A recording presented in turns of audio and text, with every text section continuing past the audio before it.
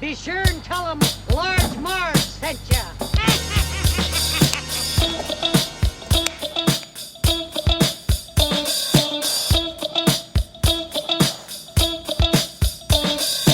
In the 90s, we were just teeny tykes. We went to movies and our bikes. We wanted to be DJs, but we were just teeny gals. So we went off to college and we remained best pals. 20 years later, we're still watching flicks and we're bringing you the feeling bit by bit. Sweetie and Sweetie are here to say it's the Large Marge Santa's podcast. Hey, hey.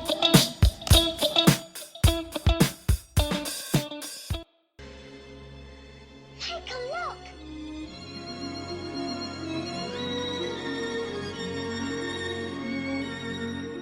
Perhaps it's a witch. Of course not. Witches have brooms.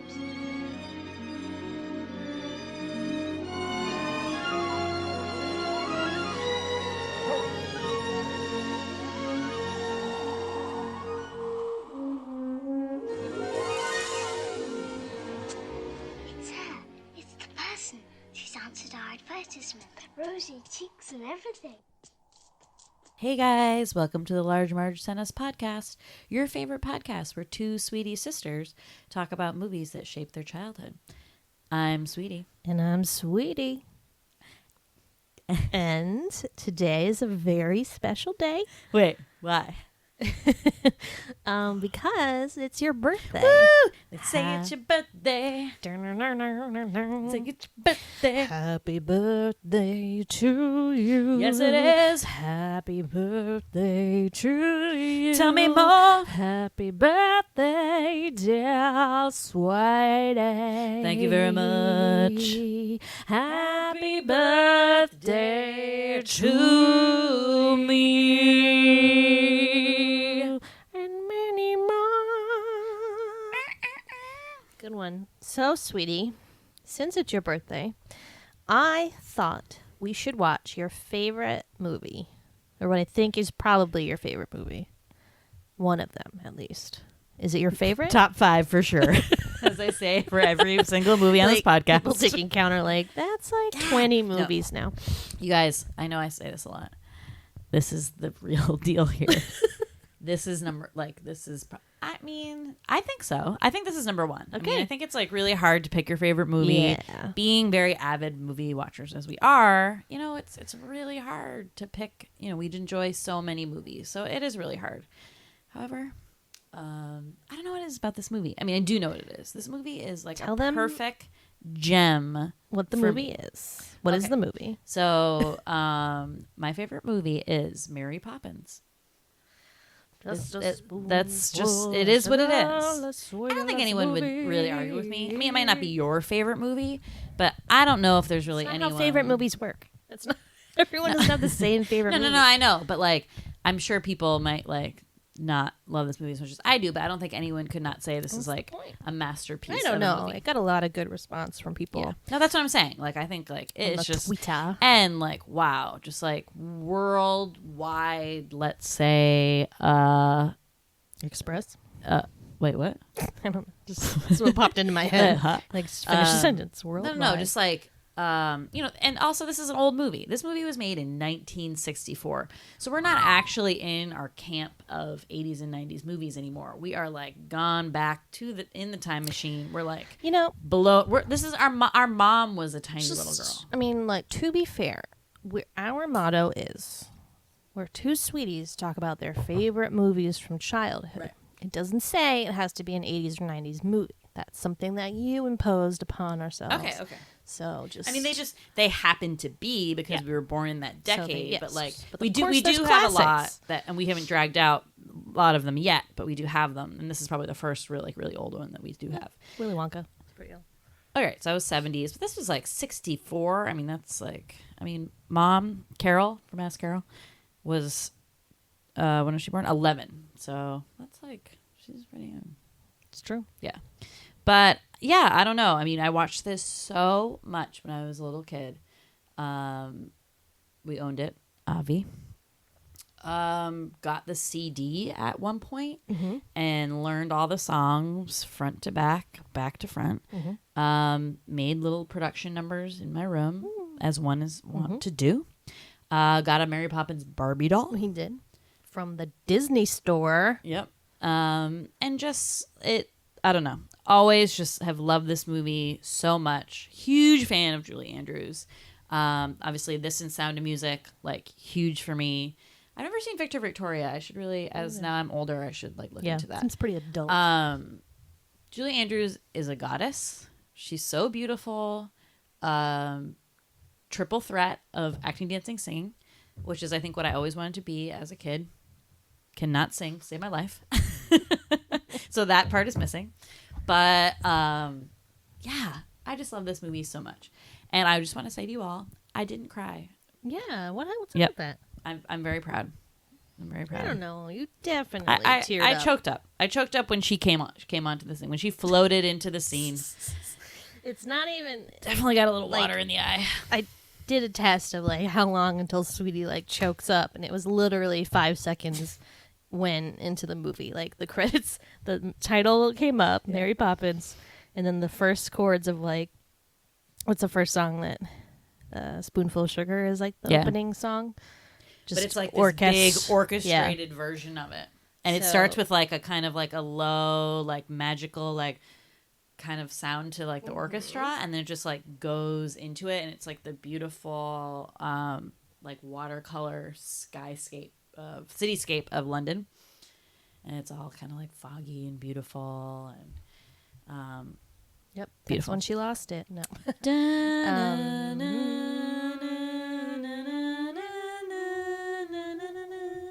It's very beautiful. But what do you? I mean, enough about me. What about you? What did you think? So my problem with this movie is that it is so long. It's long.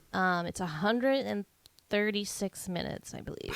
So like For a kids over movie. 2 hours. Yeah, that's really long. Super long for kids. So I know that I would only ever make it to, I guess I don't even know if I would make it to the bank part. Like I feel like after they come out of the chalk drawing, I'd be like, all right, Snoozeville.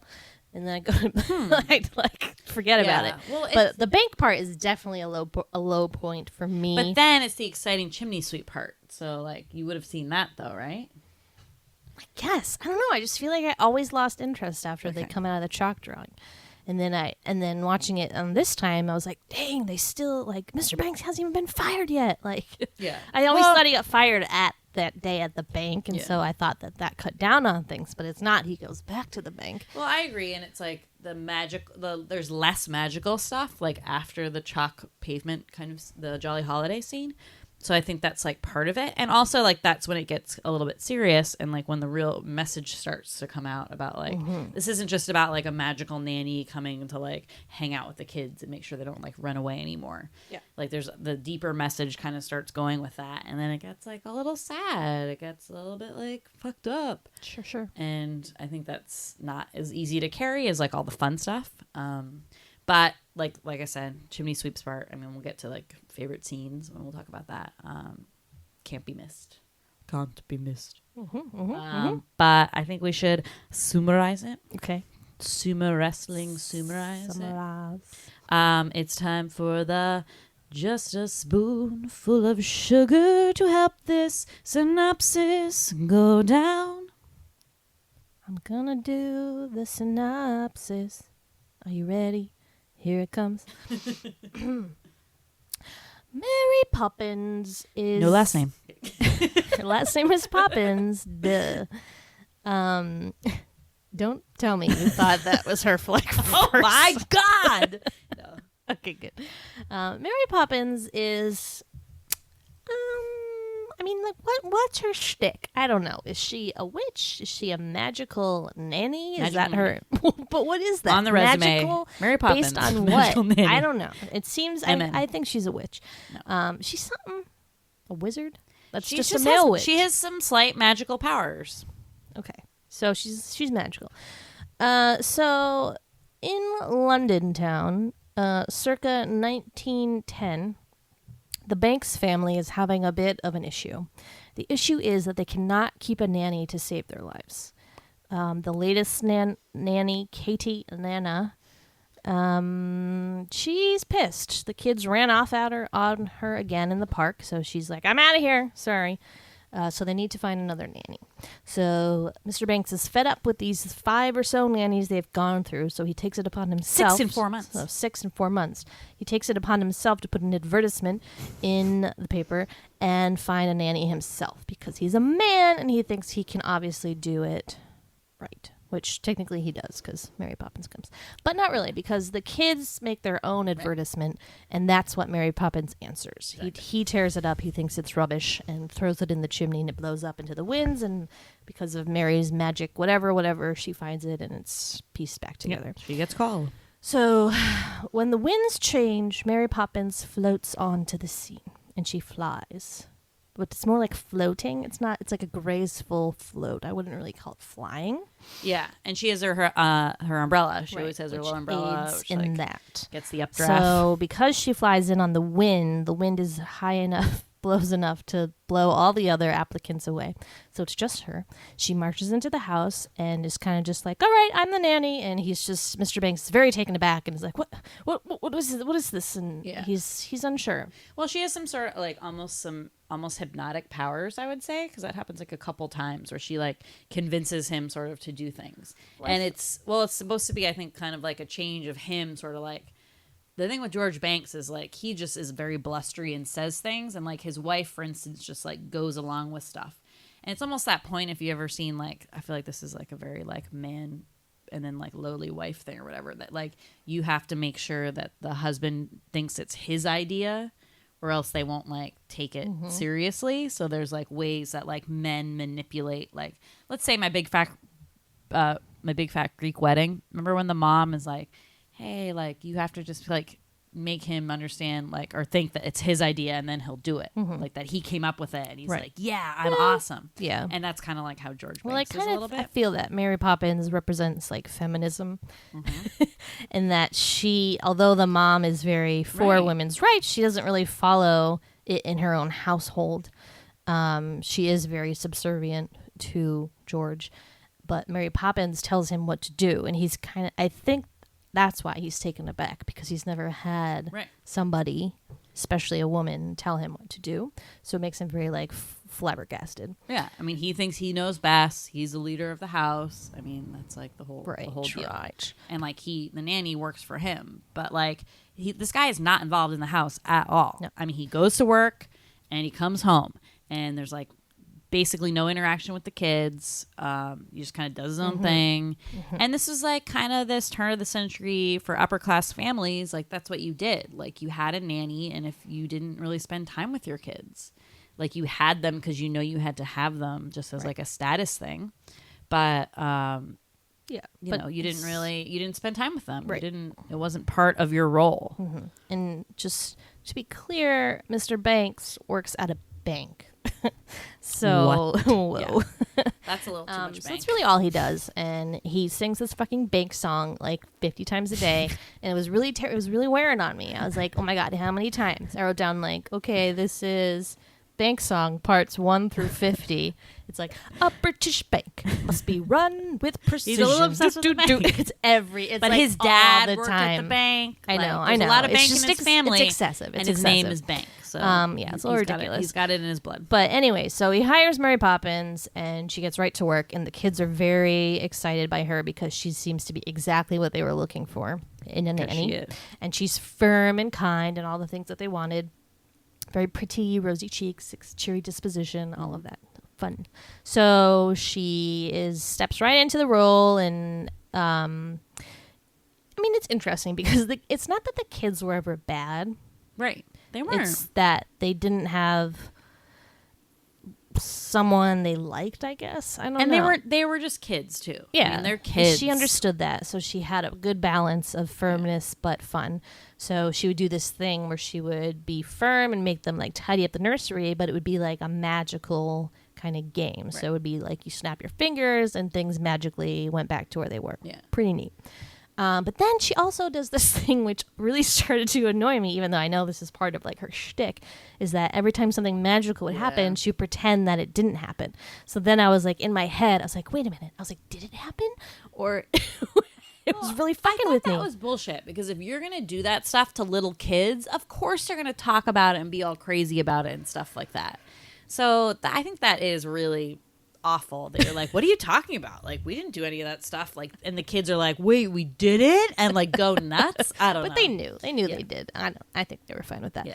But yeah, so they go on to lots of fun adventures. They meet up with Bert, who is a chimney sweep / one-man band / chalk artist. I wrote down all his jobs here. One-man band, pavement artist, nephew, chimney sweep, his nephew, chimney sweep, therapist, kite seller. Whose therapist is he? Oh, Mr. Banks. Yes. Kite seller. Yeah. Wow. Yeah, it's a lot of jobs. Jack of all trades to the nth degree. Yeah. Here. So he's an odd one. He seems to just be around all the time. I don't think he has any magical powers, but he's a good dancer.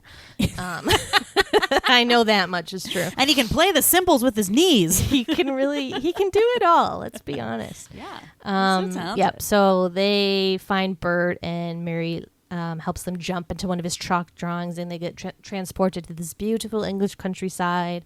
And there's a great scene. Everyone's familiar with it. It's very famous. It combines animation with real people. So it's very ahead of its time, let's say.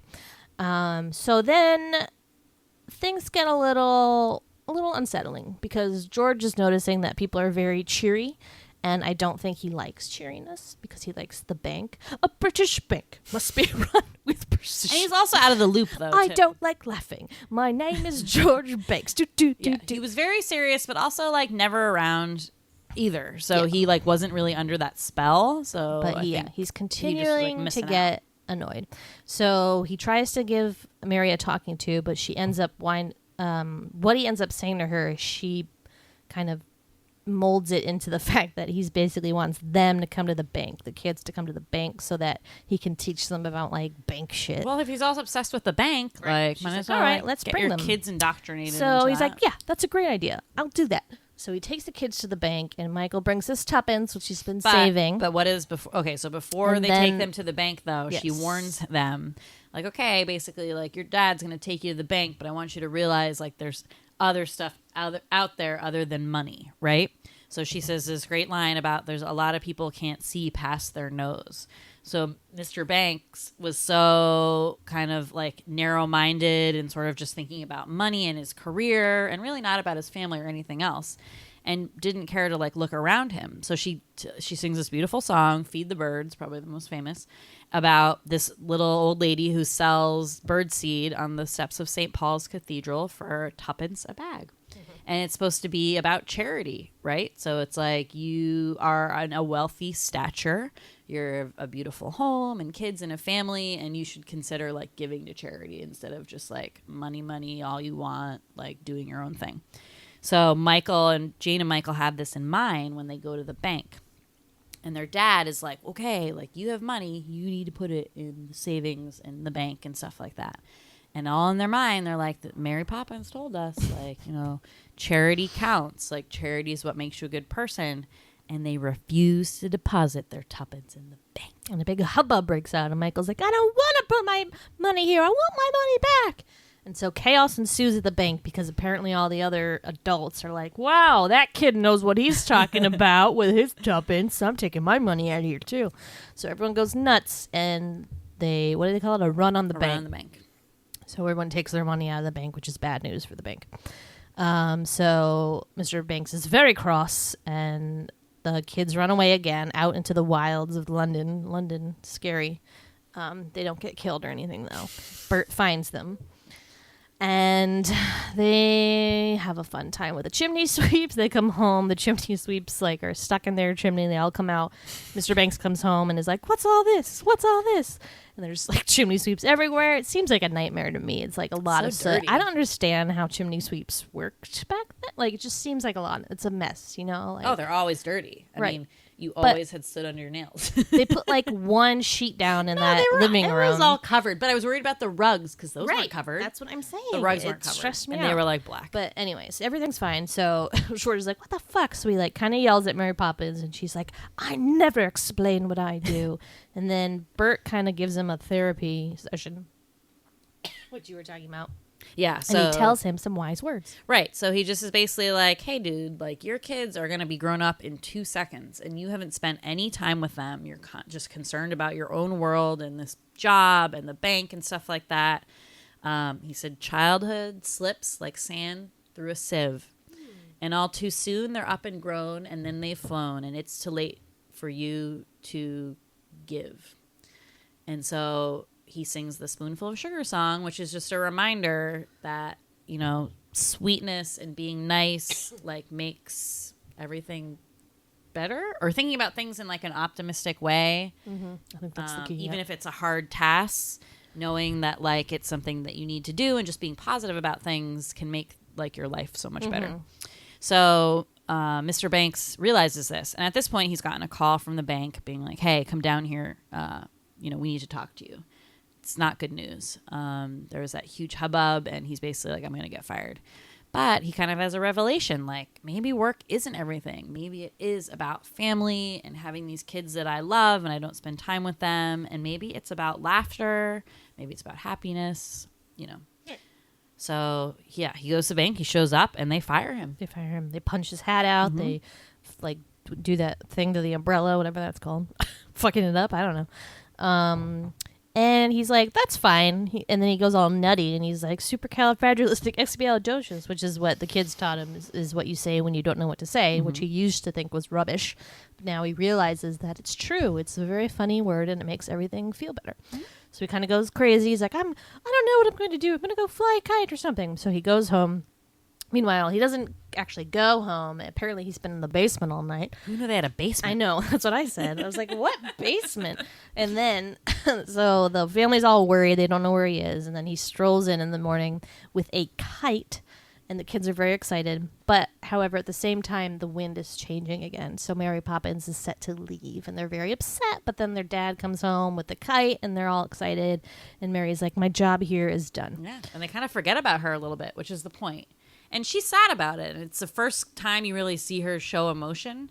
Maybe a little bit when Mr. Banks was yelling at her. And she got a little flustered, I think, because she's always so perfect. And it was kind of a little bit of a failing that, like, she let kind of stuff get out of hand with the chimney sweeps. But, you know, she sees those kids. And you don't know what Mary Poppins' deal is. Like, why doesn't she have kids? Like, why isn't she a nanny? What? Magic. She's kind of like an own magic thing. You know, she doesn't care about anything else. She's pretty and perfect, but is just concerned with her doing this job of kind of helping families out, right? But I think she gets a little sad. She does. I think not because the kids forgot about her or anything like that, but just I think she enjoyed her time with them and is going to miss them. And I think it's just kind of like that That's sadness. True. But she knows that's her job. Yeah. So but she floats her away. work here's done. And, yep, her job is done. Happy little family. Yep, flying a kite. But he gets his job back at the bank. Yeah, so which I forgot about. I wrote down the question, and I very dramatically crossed it out when this happened. But I was like, what will Mr. Banks do now? But then he got his job back, so I crossed it out. Fuck that. Well, now they're doing, like, the sequel or whatever. I was hoping he'd become a chimney sweep. That'd be awesome. Yeah. With the sequel coming out with, like, Lin-Manuel Miranda and Emily Blunt, like, maybe it just happened all over again. Like, same old shit, Mr. Banks. Like, you know, but hopefully not. I mean, hopefully he realized, you know, like, these kids are important. Like, I want to be a father, and I'm going to try here and really make this relationship with these kids. I mean, do they get another nanny? I know, that was my question. Are they old enough? Is it like Peter Pan when they're like, Wendy, you can't be in the nursery anymore. You're old. Yeah. I mean, I don't know. I mean, it's such a weird dynamic because, like we said when we were watching this, like, the mom doesn't work. Yeah. So, like, why do you need a nanny? So, like, obviously we don't have that sort of thing really now, unless you're, like, super wealthy, I guess. You know, it's like so much. It's so funny because then, like, it was just so known that, like, if you were upper class, you would never spend time with your kids. Like, remember the King's Speech? Like, and that was, like, very obviously, like, royalty. He spent all his time. He was raised with his nannies and his governesses or whatever. And then he would see his parents, like, before cocktail hour and, like, give him a hug. I think you're thinking of Sex and the City and Trey when Bunny's bathing him in the tub. No, this is the plot of the King's Speech, too. Because I was like, wait a minute. That's what Trey said in but Sex and the City. Same thing. He was like, I was raised by a woman named Ida Green. And now, I mean, obviously, maybe it's just because the class we're in. Like, oh my God, if you don't spend time with your kids, like, if you don't spend, like, every second with your kids, you think you're, like, a horrible parent. I feel like that's, like, the new mentality. Whereas, like, long ago, it was like, you do not play with your kids. You pay someone to do it for you, which is kind of cool if you think about it. Just kidding. I love my kids that I don't have. Yeah. So that's the movie. Yeah. Good message. Good message. Play with your kids. So obviously this is a musical. Yeah. And like you said, you had the CD. So you are very familiar with the tunes. Yeah. So it's the composers are these guys called the Sherman Brothers. I don't know what else they did, but they were like this magical duo creating these like amazing songs that are now just like so woven into like pop culture mindset. I don't know. These are like very famous songs that everybody knows, and they're so catchy and amazing. And so many of them. I know you said Feed the Birds is the most famous, but I don't They're know. also They're all good. famous. And we could sing like I know all the songs just 'cause I'm obsessed with this movie, but like they're all good. They are. So we thought we'd go through a quick list of the songs and sing a little bit of each. We're gonna do a compilation album. Ready? Compilation? Anthology? Oh. Anthology? What is it when it's like Sure. all of them? Yeah. Okay, so we're just going to go like one person will sing, whatever part of one song, and then we'll switch off. And we have all the songs written down, so. Okay. Are you going to start? Sure. Okay, that's your favorite one anyway. Yeah. I just sing the line. I don't have to say what it's called because I don't know what they're called. Some No, of the yeah, time. you can just sing whatever Okay. line of the song you know. All right. Our daughters will adore us, and we'll sing in grateful chorus. Well done, Sister Suffragette. So that's my favorite. It was just called what? Sister Suffragette. Oh, nice. So it's the first song. It's the song the mom sings. She's very into the suffragette movement, obviously. It's very funny. I just think it's hilarious. The maids dancing and singing along, and Katie and Nana trying to interject. It's a great little scene. It's my fave. That's my fave. All right, you go. All right, so the second one is, it's called The Life I Lead, but it's the same tune of the British Bank song. That's the British Bank song. Yeah. So he like comes home from work and he's, now I'm like mixing them all up though. Yeah. This one's Well, so tricky because those there's so all many have the different same. ones. They're the same song. They just all have different lyrics. Yeah. Dun, dun, dun. I feel a surge of deep satisfaction, much as a king astride his noble steed. Bum, bum, bum. When I return from daily strife to hob and wife, how pleasant is the life I lead. Good one. Next. The Perfect Nanny. Yep. So the nanny song, which the kids is their advertisement, and it's to the same tune as the British Bank song, but it's slower and they're like, If you want this choice position, have a cheery disposition. so they go through the whole ad. It's very sweet. It's funny. It's good. Rosy cheeks, no Rosy words. cheeks, no words. Play games. I put that part in. All sorts. Never be cross or cruel. Never give us castor oil or gruel. Which I thought it was always glue. Glue, me too. And I was like, I can't believe they gave kids I know. glue. What a bitch. It's probably fucking Katie Nana. She's a crazy know. bitch. That crazy bitch. All right, next. Okay, next, super famous. Just a spoonful of sugar. Just a spoonful of sugar to help the medicine go down. The medicine go down. Medicine go down. One time, I took a spoonful of sugar because I was like, Mary Poppins said this will help things. But you know Someone what? told me that was it for was hiccups. too sweet. Did you hear that about hiccups? You're supposed No. to. That was a cure for hiccups. I did not, but I That is just very know that sweet. I was like, I think I'm going to get the diabetes right away. I just ate a spoonful of sugar and I was freaked out. I don't recommend it. I do not recommend it. That's not how the medicine goes down. That's how you get diabetes. Yep. Okay. All right, next. Oh, it's a jolly old day with Mary. Mary makes your heart feel good.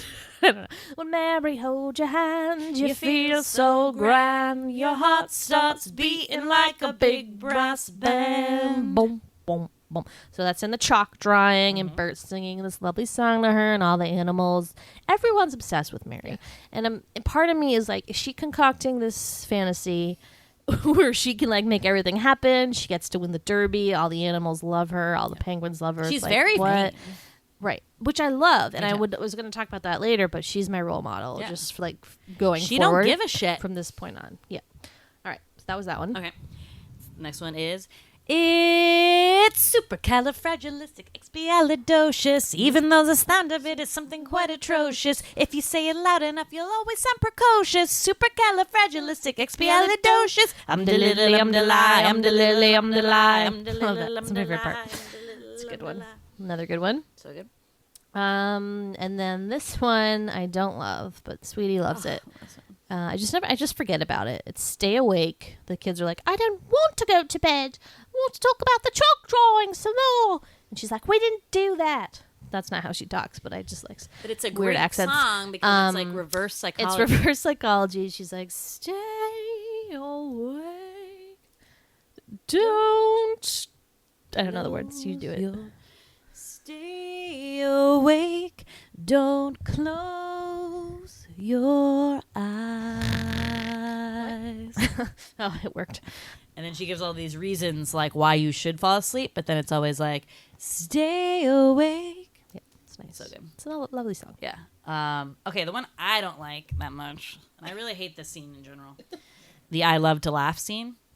So it's like this weird little segue. Another one that's supposed to show this sort of like magical aspect of Mary Poppins, but no, really, there's no need for this scene. Like there's no plot. Well, it's where they find that they figure out that joke. The joke. Oh, right. That's okay. You're right. So there is like a big main But part also, of it, I don't mean they needed Mary. He seemed to be like floating on his own when they got there, right? Well, okay, so they're like supposed to go out to errands with Mary Poppins, and then Andrew, the little dog, comes over and tells Mary Poppins that Uncle Albert, whose uncle, we don't know. It's like a very loose, that like uncle term where you're like, who is this? It's everybody's uncle. You're like, wait. Uncle Albert is like sick again. Like, so you don't know anything about, like, it just sounds like he's ill and needs help. So Mary goes over, and then you don't see him yet. And she talks about him and is like, oh, God, I can't believe this happened to him again. Like, blah, blah, blah. And Bert's there, too, because it's also his Uncle Albert. Like, weird. And he's like, oh, it's contagious. So, like, you don't know what's happening. You're like, oh, my God, is he really sick? Does he have smallpox or, like, something like that? No. He's contagious, or he's sick with laughter. And what laughter does is it makes you float on the float to the ceiling. So it makes you, like, float up almost like there's, like, no gravity. So then this, the kids get afflicted with it. Bert does. And then they have like a tea party on the ceiling. But the song that goes along with that is called I Love to Laugh. And it's just okay. I don't know. It's just not my favorite song. It goes, I love to laugh. Ha, ha, ha, ha. Loud and long and clear. The more I laugh. Do, do, do, do. It's just okay. That's it. Yeah. And then, but they do introduce this joke that ends up being sort of like a catalyst for a lot of things, and this is how it goes. I want. Is it with, like, two people? You have to like set it up Yeah. with two people. So like, these two guys are walking down the street. One guy says, "I knew a man with a wooden leg named Schmidt," and the other guy says. Oh, yeah. I don't know why I said Schmidt. I knew it was Smith. I don't know why I said that. And the other guy says, what's the name of his other leg? Good one. So that's a joke. But yeah. Song. Yeah. All right. Next, Feed the Birds. Big one. Power ballad. Feed the birds, tuppence a bag. Tuppence a bag. My favorite part really is. hard. My favorite part is. Although you can see them, you know they are smiling each time someone shows that he cares. Oh, say my part is the next one. Though her words are simple and few, listen, she's calling to you. It's a really high song. Yeah, it's really hard. It's difficult. But it's beautiful. Beautiful. The next one you do not like at all. Fidelity Fiduciary Bank. I kind of love that song. It's so fun to sing. I hate it so much. I don't like it. When you deposit tuppence in a bank account, Soon you'll see that it blooms into credit of a generous amount semi-annually. And it's like all these it's all these guys, so it's like all these baritones, and they use these like crazy bank terms. It's like kind of clever. It's very good. That's one word for it. Yeah. I always thought it was boring. You're boring. So then is Chim Chimmery. So it's like the beginning is Chim Chimmery, Chim Chimmery, Chim Chim Chimmery. Wait, Chim when Chimney. you're with Chim a sweet- Chimmery? I don't know. I always went chim chimney, chim chimney, Chim Chim Chiree. Yeah, that's probably right. When you're with a sweep, you're in glad company. So that's a good song. Yeah, that's very pretty. And there's and then part of the other one. Well, I always like group that into the same song. They're different. But Steppin' Time. They're Did different you include songs. that in your list? Yeah. Okay, I didn't put that in mine. Oops. They're separate. Steppin' Time, Steppin' Time. Come on, ladies, Steppin' Time. So it's the Chimney Sweep song. Very exciting. Good dancing. Yep, so good. Very good. And then the final song. Oh, let's go fly a kite up to the highest height. Let's go fly a kite and send it soaring. It's a good one. So good. Yep. And that's the final song. That's it. And that's it. That's A lot all of the songs. Yeah. But yeah, my favorite is obviously the suffragette one. Mm-hmm. Yours is So we're not counting Feed the Birds, right? well, that was a rule you made. Yeah. But if you want, I guess. I'd have to go either Just a Spoonful of Sugar or Fidelity Fiduciary Bank or Chim Chim What? Chimney. Yeah. oh my god, I mean, I'm just looking at this list and I'm like, well, I like all these songs. So. Except I love to laugh. fine. Ugh. Fine. Cool. So those are the songs. So favorite parts, I feel like will be pretty obvious. Mm-hmm. But I mean, so we have some big ones, but then each of us has like little small parts that are just kind of random things that we just love. So my favorite like big part is obviously the chalk drawing segment. Jolly Holiday.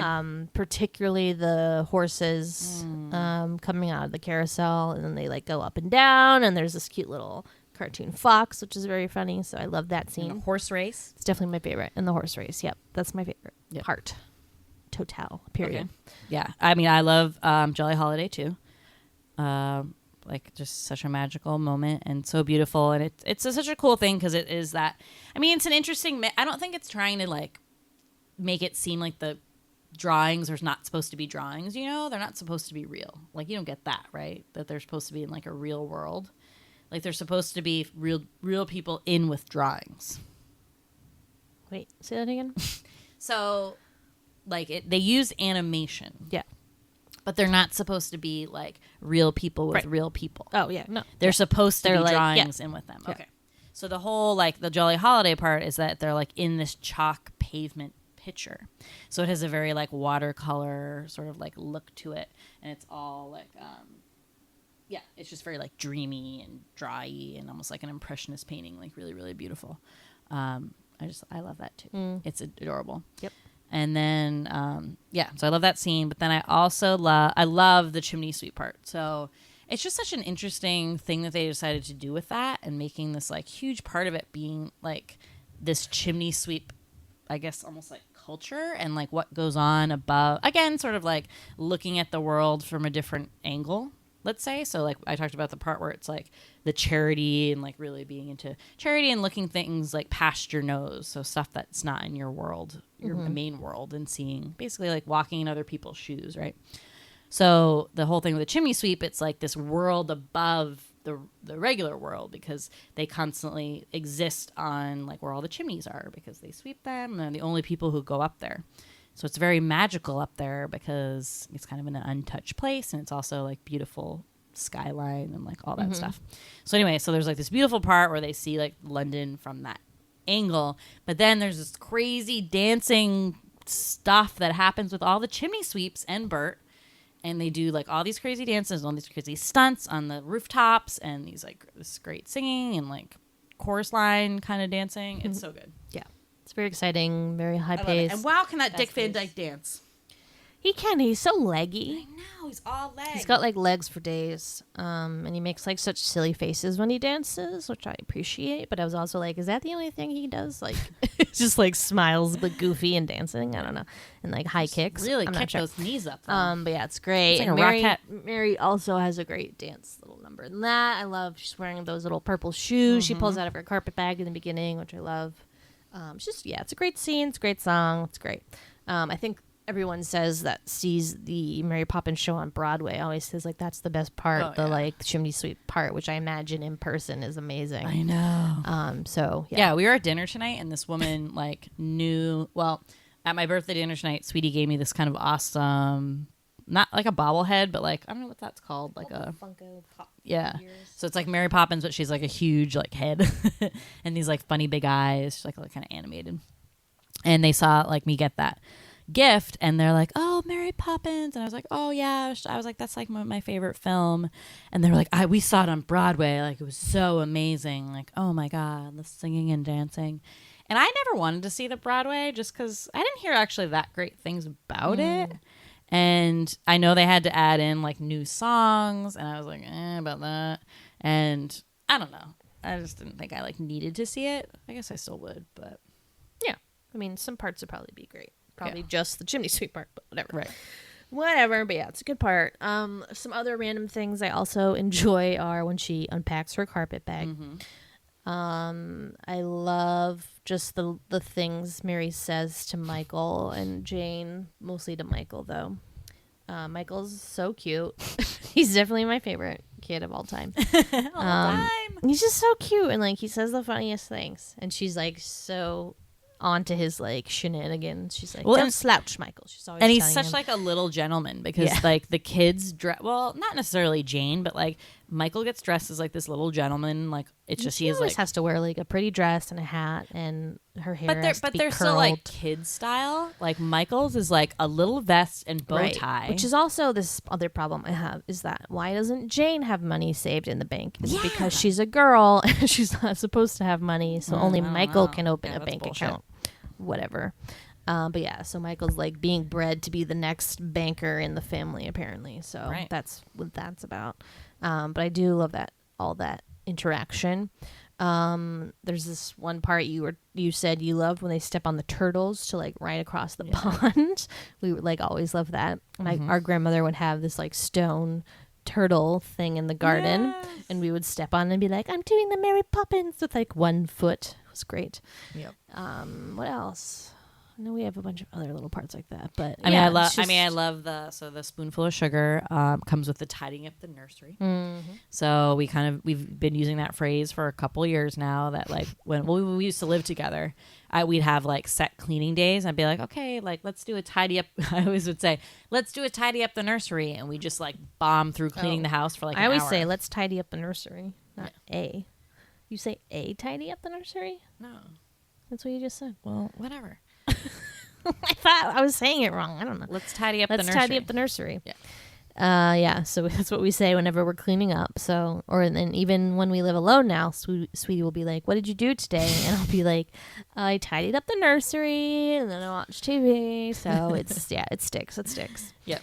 But yeah, that part's but good. that one's awesome because it's like all, so the whole thing is that they just snap and like all the things just kind of clean themselves. It's not even cleaning. They just like put themselves away.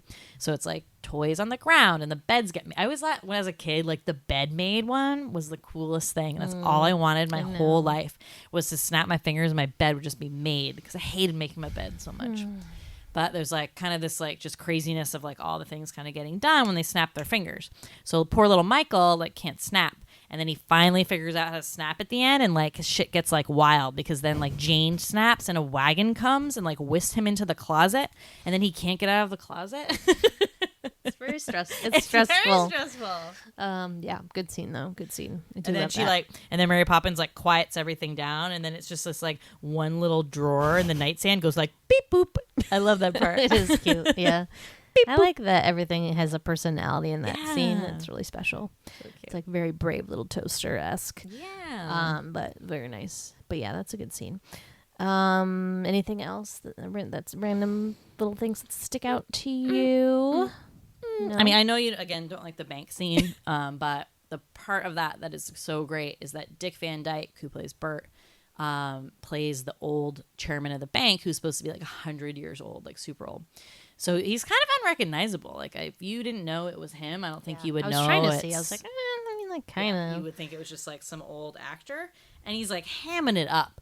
But he like plays this old man like turned out with his legs. So he's like constantly like his feet are turned all the way out, and he sort of like squats when he walks. He has a cane, and he's constantly like falling over. So there's all this like great physical comedy, which is really what Dick Van Dyke is known for. I mean, he's very a physical comedian, like just like Sweetie said with his face, but also like with his body and stuff like that.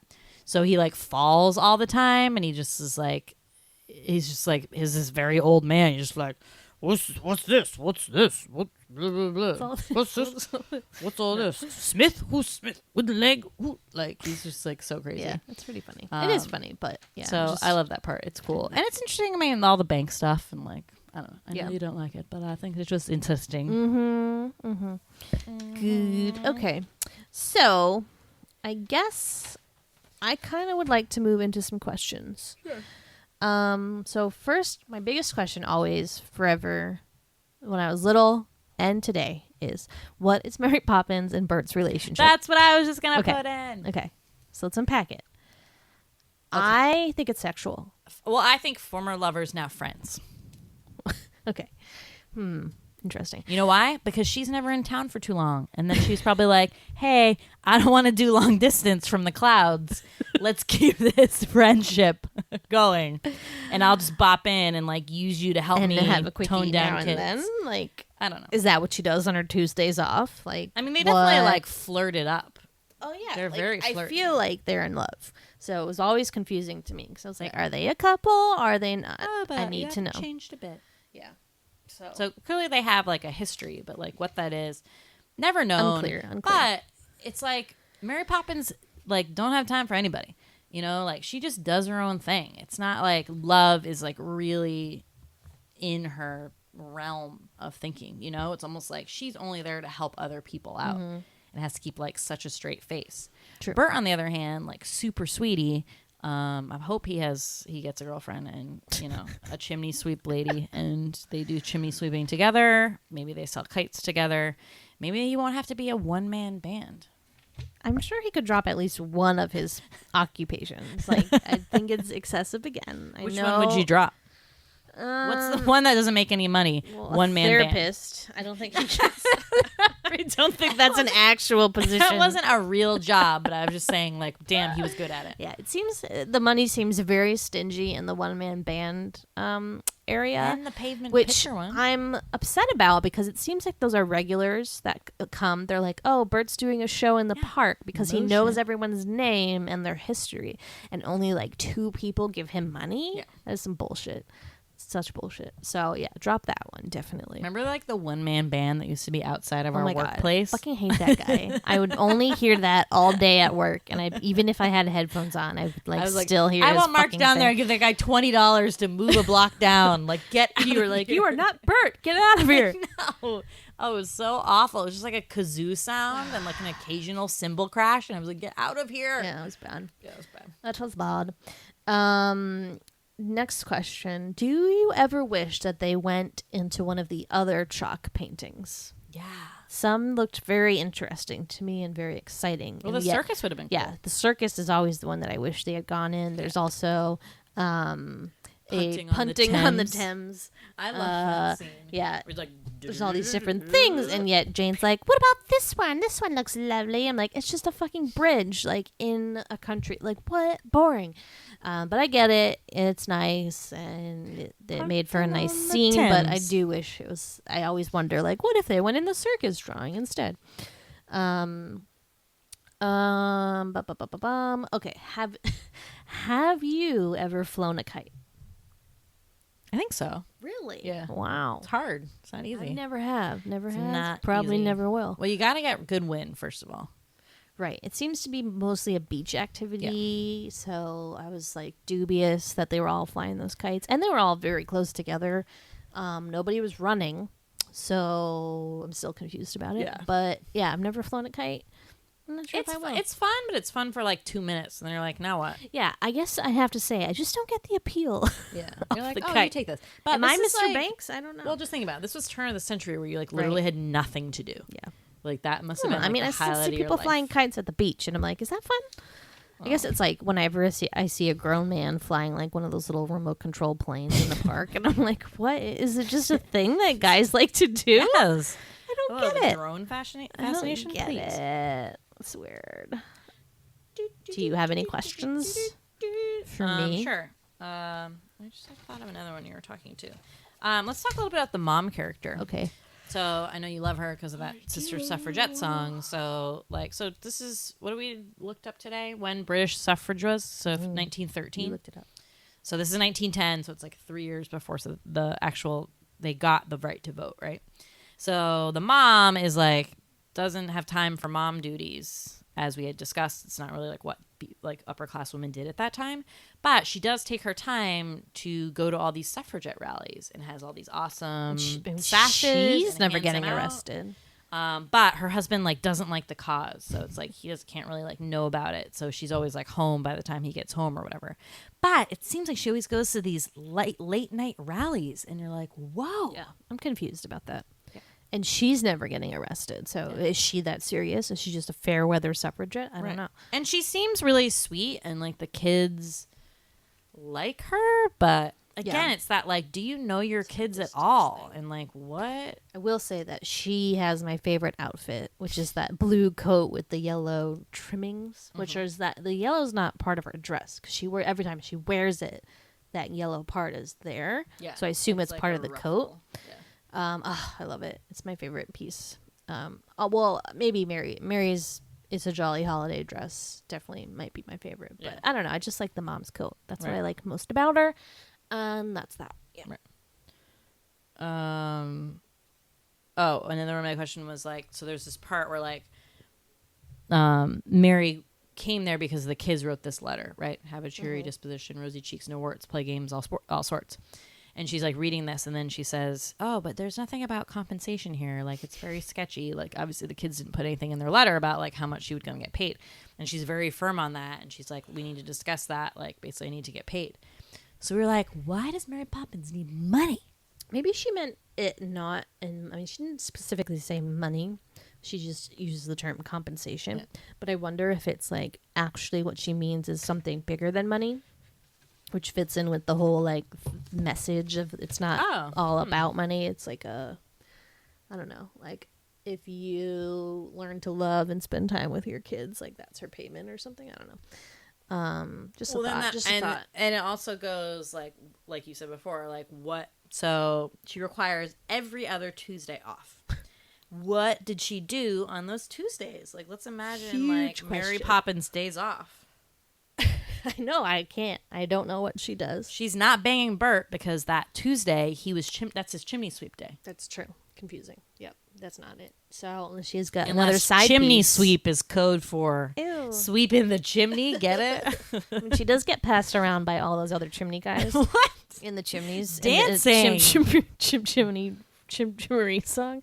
So it's, I know, but I was like, is this a metaphor? Like, so there's this part in It's a Jolly Holiday where the Mary's umbrella and Bert's cane like start dancing. That always bugged me. And then they seem very in love. Yes. The cane and the umbrella. And then the umbrella pops open and Sweetie was like, is that a metaphor for sex? That's an orgasm. So, I mean, I think it's possible. Disney's always like slipping stuff in. They're always slipping like inappropriate things in, so I wouldn't be surprised. Yeah. But yeah, I always wondered what she did on her days off. It's very suspicious to me. And she's dressed in like that kind of cool little red suit with the purple. She had her fancy purple shoes on. So it's like she was clearly somewhere. Where does she go? Don't know where. Maybe to a pub. I seem like a drinker. She likes her rum punch. Rum punch. Oh my God, I love that part. Whenever we used to take medicine, I would be like... Or any, like when you'd like drink. I don't know. I feel like when we would drink anything. Well, I we just would also remember say taking it. like Dimetap as a kid on a spoon. And then I'd take it. And even as a little kid, I'd be like, rum punch. It's good. What would your medicine your medicine taste well, like? I like the strawberry one. Where Michael's like, strawberry. Okay. I'm thinking also that might be the commercial for Blow Pops. What? No. Watermelon. Oh, I love it. Sour apple. Yeah. Great. I don't know what mine would be. And then it's like, say from charm. What? You remember that? No. Look it up. Okay. I'll do that later.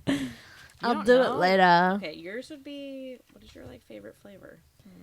I mean, I've always liked raspberry flavor things, Yeah. but I feel like Jane's was something like lime, Lemon. lime cordial or Yeah, something. lime cordial, yeah.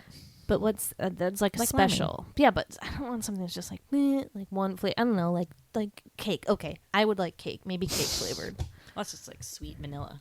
I like cake. Yeah. So No, what? it's okay. Sue me. Sue me. That's okay, I'm not suing you. And also that part where they have, so at the end they go to this like cute little cafe run by penguins, and Bert does this like funny little dance with them, and I don't know what is going on with those pants though. I mean, I know he was trying to mimic penguins, but they were like They're lot, fake. They're not. there are real lots pants. of material I to know, be able to they're pull down not your real pants like that. Okay, They're made to Good. do that. good, because I was They're not concerned. the ones he was wearing. I'm like, how much material is in those pants?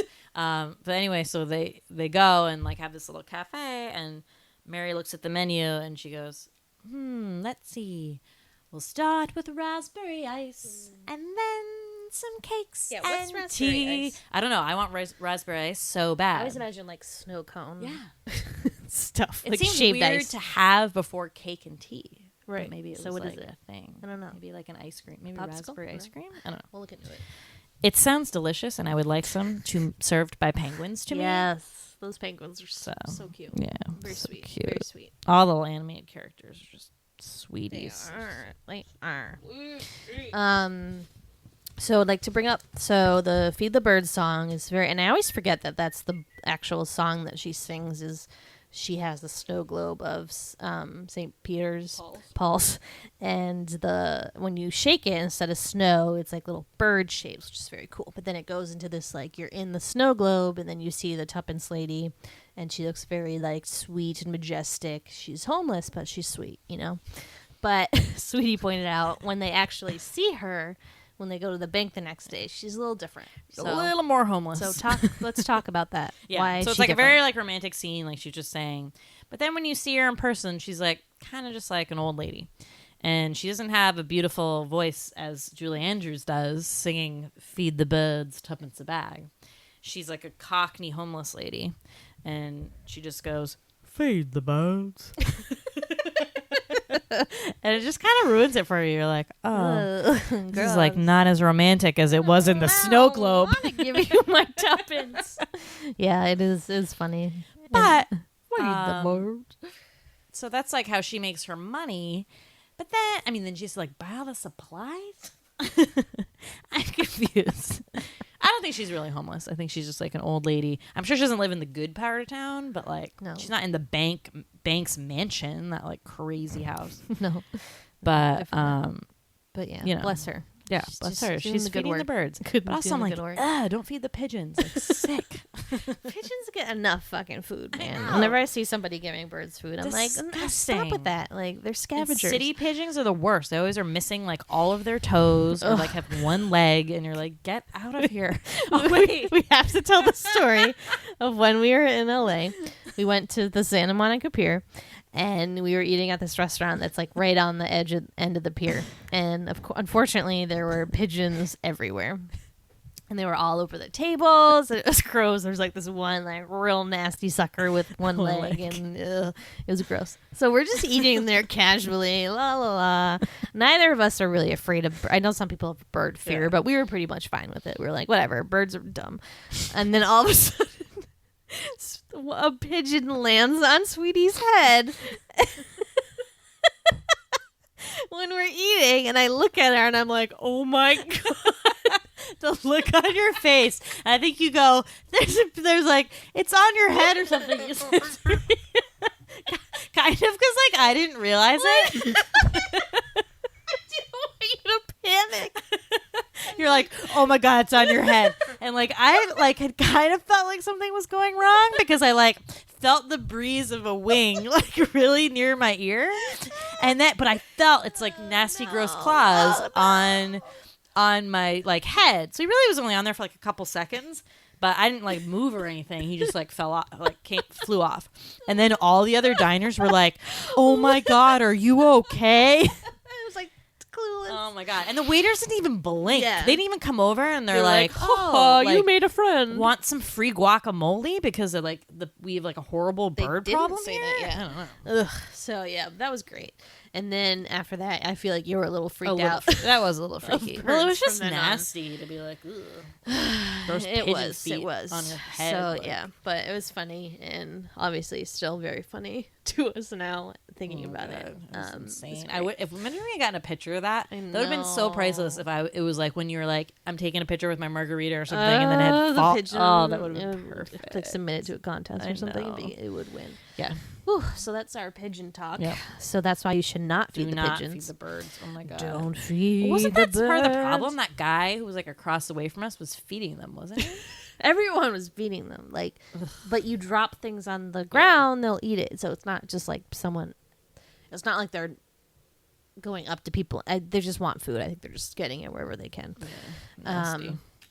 But it's like, you know what? It's a problem with all animals. I would like to remind you of that crazy squirrel that was stalking us at lunch that time at the park. that was We were like awful. on our lunch break, and this crazy squirrel was coming. He was like sitting next to us and like coming closer, like he That was wanted to nasty. eat us. We had to move benches. Yeah, so we moved a whole other bench, and he fucking followed us and did it again. Yep. That was scary. And then didn't we come back another day? I feel and like we, he had He was rabies. harassing another patron. He's a of the real benches. problem. He was a real problem squirrel. He may have had rabies. Report I'm not them sure. For the Boston but City yeah. Commission. Yeah, animals are weird. Animals are weird. Out in the wild, you can't feed those guys. Anything else on those lines? No. Do you ever figure out what barley water is? No. I mean, I assumed it was alcohol of some kind. It's like some nanny had a drinking problem. So in the list of the nanny stuff that they want in their nanny, so take us on outing, give us treats, sing songs, bring sweets, never be cross or cruel, never give us castor oil or gruel, love us as a son and daughter, and never smell of barley water. I put that in too. All right. Barley water is a traditional drink consumed in various parts of the world. Wow. Drinking boiled grain in water, strained or not, is an ancient practice. Yeah. The British version is made by boiling washed pearl barley, straining them, pouring the hot water over the rind and or pulp of a lemon, adding fruit juice and sugar to taste. That's good. Huh. A little spirit. Interesting. Well, that's upsetting though. Barley. This is interesting. Not really.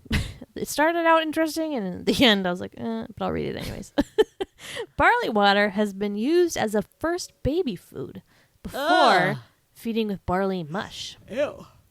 And then something boring. It's also used as a home remedy for some disease. So, yeah, interesting. Interesting fact. Good to know.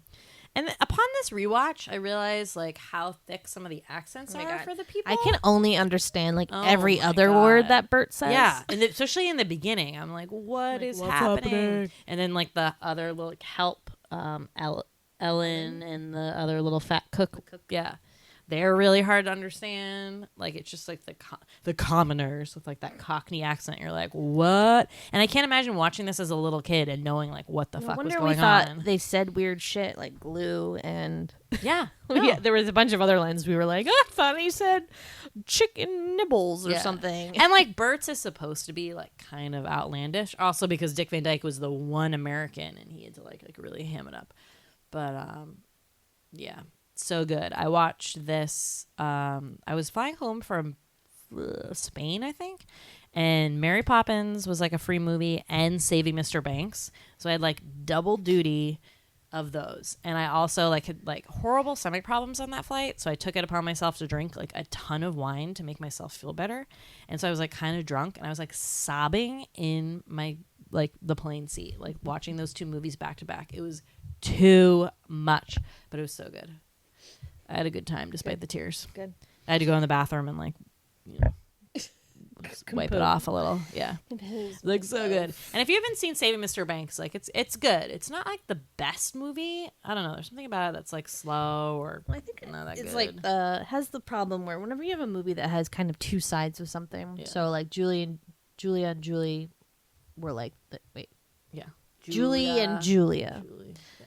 was like that as well, where you have like these really great parts with Meryl Streep as Julia Child, and then it switches back to the Amy Adams character. You were just not as interested in her parts, and you really wanted to only spend time with Meryl Streep. Anyway. Right. And in Sam and Mr. Banks, same kind of thing. You just kind of wanted to stay in the land of like them putting together this movie and going through that. You didn't really care about her life in, was it like Australia or something? Yeah, and it was very sad and tragic, and it's supposed to kind of explain why she made this like fake character up of this nanny coming to save a family, because her family ended up getting into kind of tragedy. Her dad was an alcoholic and like couldn't keep a job and stuff like that.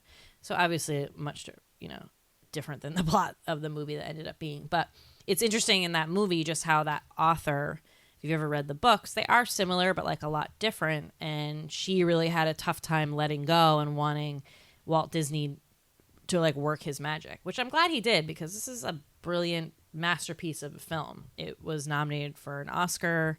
Julie Andrews won the Oscar for this. The songs, Chim Chimney, Chim Chim Cheree won Best Song. I think it won Best like Score. So it won like a ton of Oscars. Mm-hmm. And is an amazing film, but she really didn't like, I don't think it at all, even like once it came out, I think. And she did not want Dick Van Dyke as the Bert character, like despised it. So that part was just interesting, but it really was the most interesting to see like how they kind of came up with stuff and how the writing of the songs went, and like how the Feed the Bird song came out and stuff. So that was really good. So it's a good movie in that sense. If you're a Mary Poppins fanatic or someone who just really likes the movie, I would recommend that wholeheartedly. And as we talked about, like there is an upcoming, I believe it's a sequel with Lin-Manuel Miranda as Bert and Emily Blunt as Mary Poppins. So we'll see how that goes. I'm open to it. Yeah, it's cautiously optimistic. The people behind it have done great things. Obviously, Lin-Manuel Miranda's having a really great few years here. He's just like hit after hit of things that he's doing, so I trust that. I love Emily Blunt dearly, so I trust that. And then the director, who did Rob Chicago, Marshall, so he does a lot of so obviously musicals. he can do that. Yeah. So I mean, I remain cautiously optimistic. Yeah, we'll just say that. We'll see. I mean, I think they're just kind of taking the idea of the story. I don't think they're singing really any of the original songs or anything like that. Maybe, I don't know. Who knows? I don't know why they would. Yeah. But I would like to know more about their relationship, so hopefully they'll expand on that. There you go. We'll see. We'll see. Yeah, and then just a quick side note again on Julie Andrews. So amazing, obviously one of the best voices out there. So beautiful. She like I don't know if she can sing again. I don't think she can, right? Pretty sure she has like a problem with her. She had vocal. Something happened and she had surgery, but I think she really can't like ever sing again, which is like so fucked up.